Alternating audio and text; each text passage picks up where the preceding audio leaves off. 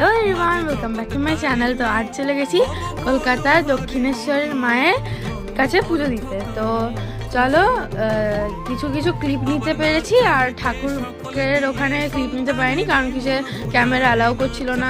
তো বলেও ছিলাম, তো ফোনটা গ্রান্টেড করেনি। তো যেই ক্লিপগুলো নিয়েছি ওগুলোই দেখো।